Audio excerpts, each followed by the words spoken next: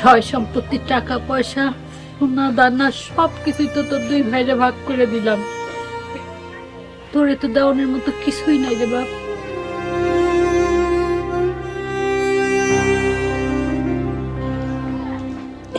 এই নে বাসন,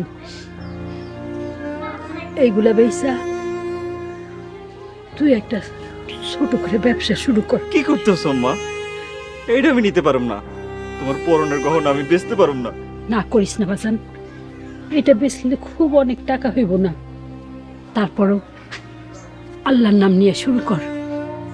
আল্লাহ চাইলে সৎ পথে থেকে যদি লাইগে থাকোস, একদিন ঠিকই সফল হবি, অনেক বড় হবি বাজান।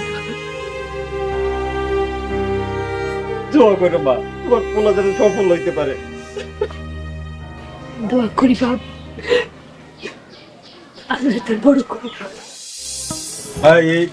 এই যে কেকটা দেন তো।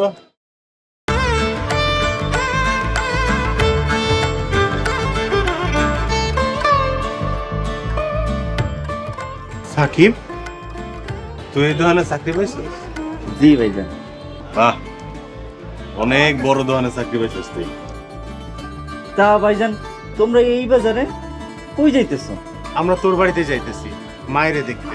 এইটা তো বিরাট খুশির খবর। মায়ে তোমাকে দেখে যে কি খুশি হইব। চলো দেখ এগুলোর দাম কত হইছে। দাম লাগবে না ভাইজান। কি কস? এগুলোর দাম না নিলে তোর দোকানের মহাজন তো তোর বকা দিবে। না ভাইজান, বকা দেব না।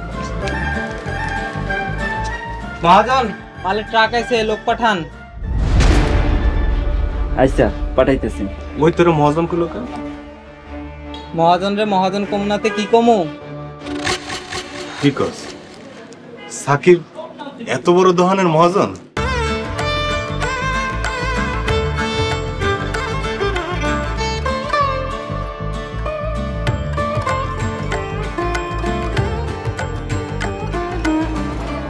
এটা সত্যি তোমার দোকান?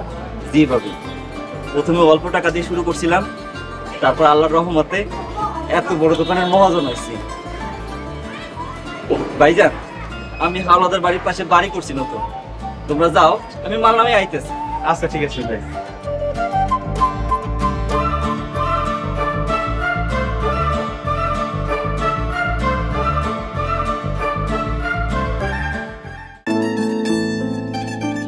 আপনার কি লাগবে? আপনার দোকানে কি টুপি হবে?